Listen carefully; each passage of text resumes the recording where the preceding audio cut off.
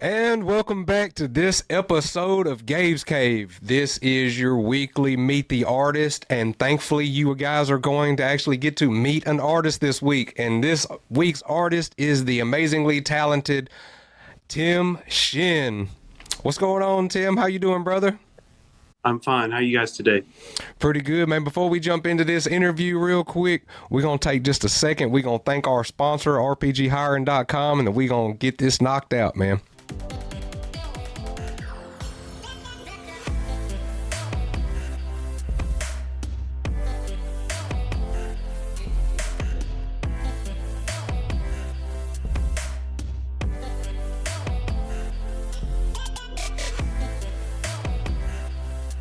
Thank you, RPGhiring.com. Building people, changing lives. We couldn't do any of this without you. So, Tim, brother, what's going on, man? Tell us how's life treating you where you at? I'm doing pretty good. Just working hard, hanging out with my kids. School's almost out, so it's almost summertime for them. Summer break's coming up. I'm just doing a lot of art all the time. I'm working on a graphic novel. I'm on book 2 of 3 of that. I'm doing sketch cards for Tops and for Upper Deck for Marvel, and doing a lot of commission work too. So doing some indie comic stuff, comic color, the cover colors for some different guys. Just finished a Star Trek cover for Strange New Worlds. That'll be out in the probably fall or winter. They do them that far ahead of time. But yeah, just trying to stay busy. You've been busy, it sounds like. Where is home at, Tim? Tell everybody where home is. I live in Richmond, Virginia. Richmond, Virginia. Mm-hmm. What is it? Is it hot and humid up there yet? It's not bad. Last week there was one 80-degree day, but it's been in the 60s, 70s the last couple days, and 50s at night. So pretty nice right now. You know, we're in South Arkansas, so it's already getting muggy here. Yeah. No, it's on the verge. Well, you got any cons or any kind of appearances you're going to be at anytime soon? I just recently did a couple. I was at Richmond Comic Con here locally, and then I did the Tidewater Comic Con 2 weeks ago in Virginia Beach. I don't have a lot scheduled because I have pages to ink and color. So I'm kind of doing the work that it gets me to go to cons right now. So I'm doing a lot of working on the graphic novel right now, doing inking pages right now. Oh, I see a dinosaur. Yeah. Lots and lots of dinosaurs. So like right now I'm kind of at this stage right now. I do my rough layouts and then put them on a light box and just straight up draw them, ink them on the page as I go, so that it keeps them kind of loose and fresh in terms of keeping the energy in the drawing. Now, this is the beginning. Go ahead. Is that all your project, or is that your creator designed book? Yes. There's a project that was brought to me by my agent, a mutual friend. His name's Cole Kerrigan, and he currently works for Motor Trend. Oh. And he came to me with the script and the idea to pitch this as an IP. So we're currently in the process of creating graphic novels based on this initial script that he's done. So he's given me the scripts and I'm adapting them into comic book form so that we establish the world and these characters and the main storyline. And then we're also in the process of trying to, pitch the book, the idea out to other entities or whatever, like publishers, and potentially get it done, made into film or whatever too. So just a kind of a big idea from him. And I've spent the last almost 2 years, full years, basically all of COVID that I spent doing, like, this is a test print of the first book. Oh, so cool. It's over 100 pages. You know, Oh yeah, that's really loud, vibrant colors there. yeah, well, that's what I do primarily for comics. I'm a colorist. So this was an opportunity for me to actually pencil, ink, color, letter, edit the whole thing. So from top to bottom, I'm kind of doing all that part of it. We're at the printer now for this first book to come out, and I've already started working on the second book, and there'll be a third after we do this. I think by the end of this year, all of book 2 will be done, and I'll have started book 3. So it's pretty exciting. It's a pretty fun project. I got the scripts and I got, the basic rundown of character descriptions and that kind of stuff. And then, I do all the character designs too. Oh, cool. So different guys and have different features on the different guys. So it's pretty fun. Pretty fun project. Where will people be able to get this? And it's a great. Right now, the initial book the initial run was through Kickstarter. Those fulfillments are being done first, and then actually we're in meetings now with a couple companies about distributing a larger print run of the first book. So that should be coming soon. Kickstarter stuff should be starting to fulfill within the next month or so. And then the other, distribution stuff that we've got going on, hopefully will kick in soon after that. So like always, it's been a long road. Like always, Cave of Maniacs, we will link his social medias and ways for you to follow him. That way you can, keep up with all this. That way, in case that's something that you may be interested in, you'll be able to take part in that. Brother, it sounds like you got plenty of awesome projects going on, and it sounds like you're having a lot of fun, man.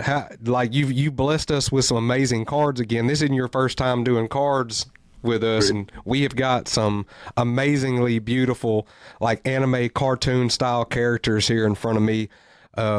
You ready to give these people what they've been come here for, and let them get these cards in their hand? Sure, of course. All right. Well, before we do this, let's just take one more second longer, and let's give away last week's cards, which was from artist Don Jason Hall. All right. So we're going to give these people what they want.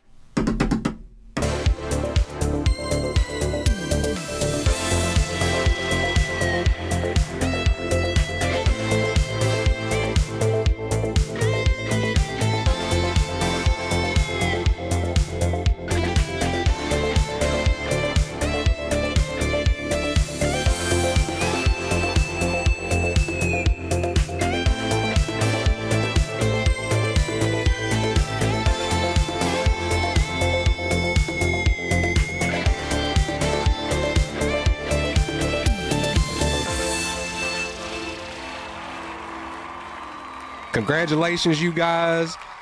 You lucky winners, you won down there in dead last place. You get that loot box. Keep coming back, and maybe you'll get a chance to win some of these cards sitting here in front of me. Okay, so up here in the front, we've got Megatron up at the very top here in this corner. What made you want to do the animated Transformer guys? Oh, I don't know. I just happened to be a fan, obviously from, being from 10, 11 years old on. I worked for Hasbro for several years doing storyboards for their TV commercials. So I've done a lot of Transformer stuff, like TV ads. But yeah, just a fan more than anything. Well, and the next one we got is Soundwave. And then we've got Galvatron and Starscream right here. Those are all bad guys, aren't they? Isn't Galvatron a bad guy? Yeah, well, yeah, Galvatron is they're all constant Megatron. Yeah, they're all Decepticons, huh? Right. That's okay. I'm partial to villains myself. Well, I like them both. I like both. I like Optimus Prime. Obviously, he's a childhood favorite, of course. Optimus Prime is the Captain America of Transformers. Sure. Yeah, he's the iconic character for sure. And next, we have some characters over here from a Japanese animation cartoon called Gatchaman. And this right here is Ken, a.k.a. the Eagle. This is Jun, a.k.a. the Swan. And this is Joe, a.k.a. the Condor. Tell me about this cartoon and why you chose these characters. No particular reason. It may have been I was working on another card set at the time, and they had requested that I do a lot of anime characters, which I like to draw, but it's not something I typically do. But I think I was kind of in that mode, and maybe that explains doing all the animated characters that I did for you guys. Was that at the time I was doing probably 200 cards for another set, and kind of the mandate from them was to do a lot of anime characters. So I was kind of in that mode. But I remember watching the show as a kid, and then when they did some of the other ones in the late 90s and stuff, I've definitely seen the show and liked it when I was a kid. What would you say was your favorite part about drawing these cards right here? Was there something that you did that, because to me, what I like most is the visor colors and the light tone. I mean, it literally looks like they're wearing visors with the reflection that you put on their face. Mm-hmm. It's really good. Well, part of it's like for these type of cards, since they're based on animated characters, I usually just go by the model sheets. I try to make it look like what it looks like. You know, obviously it's a little more black line on some of it than you would normally do, but yeah, I'm just trying to follow like the animation model sheets and how the animated cells look.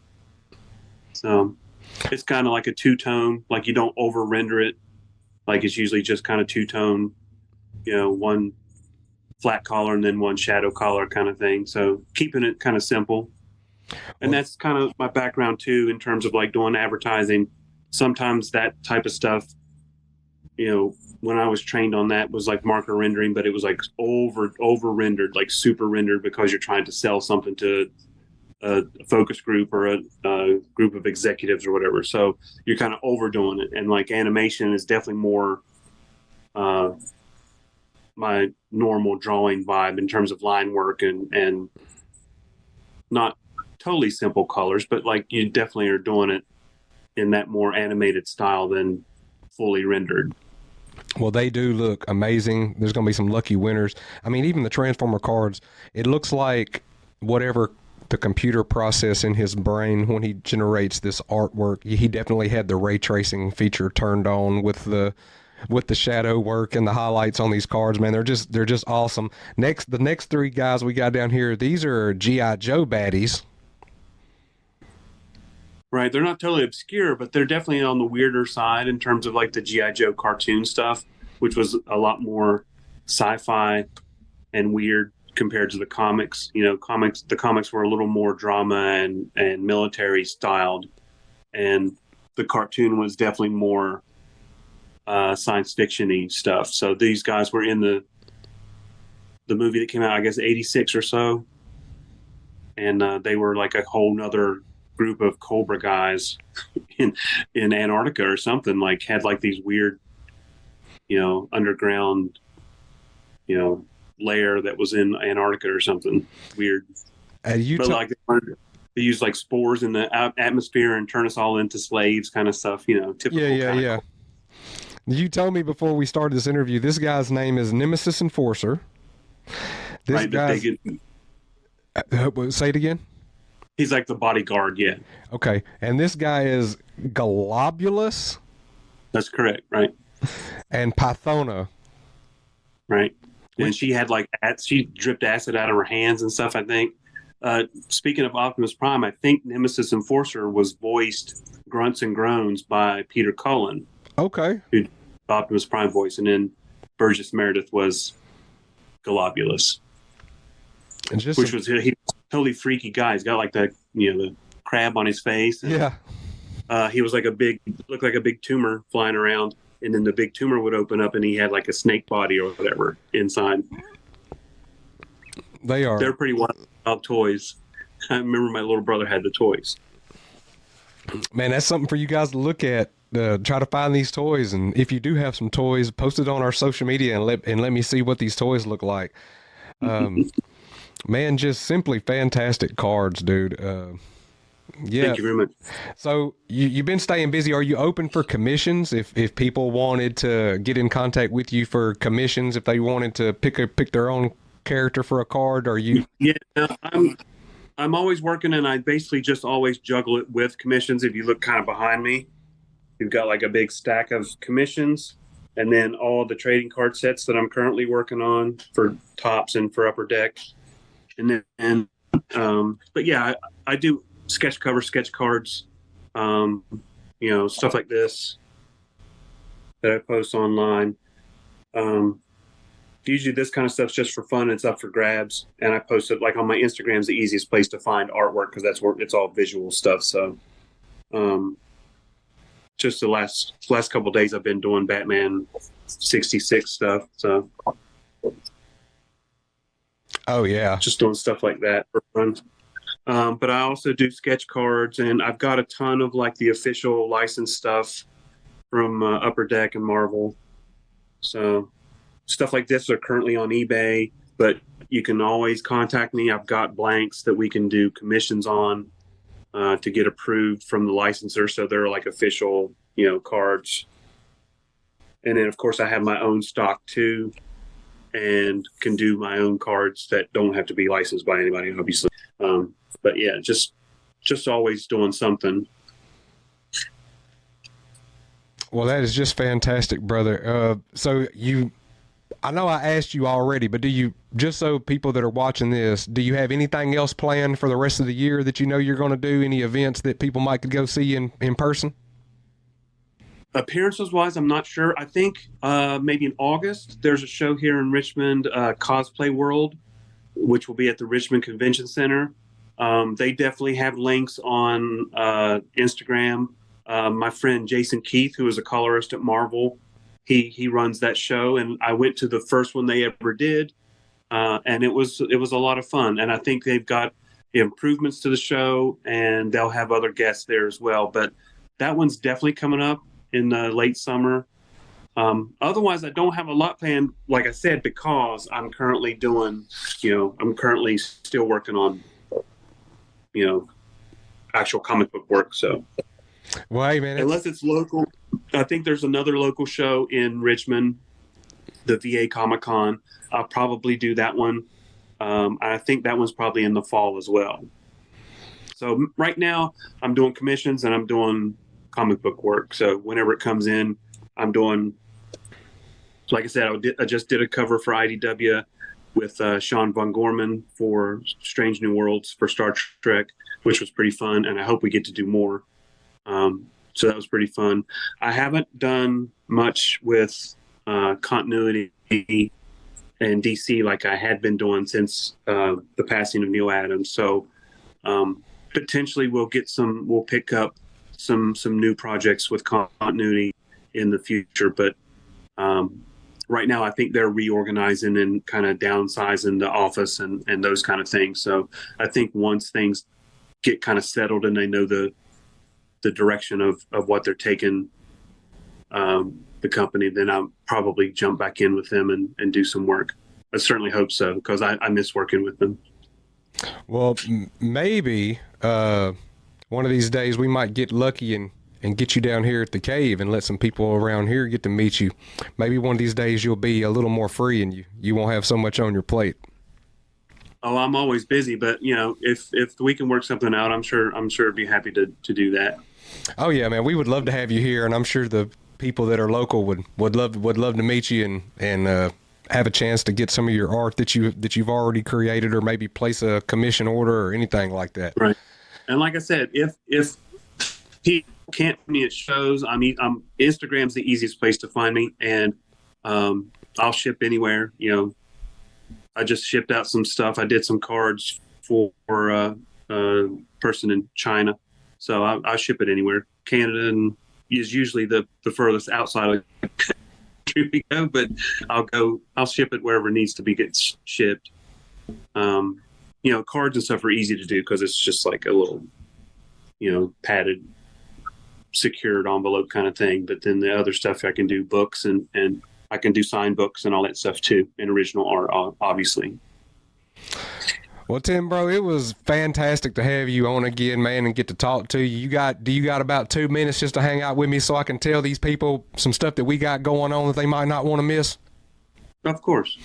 All right, so guys, on June 24th and the 25th, we have the Oklahoma City Pop Culture Convention. On August 5th and the 6th, we have the Oklahoma City Horror Con. And then September the 30th through October 1st, we will be at Cowtown Comic-Con. That's always one of my favorite ones to go to because that's where a lot of our buddies that we talk to on a regular basis, they'll all be in the same building together. We're not just telling you about these cons because we want you to go. We will be there in person, so you'll get to meet us. On July the 16th, we have Lisa Miller. She's the Songbird Pixel Art girl. She will be here in store signing and taking commissions.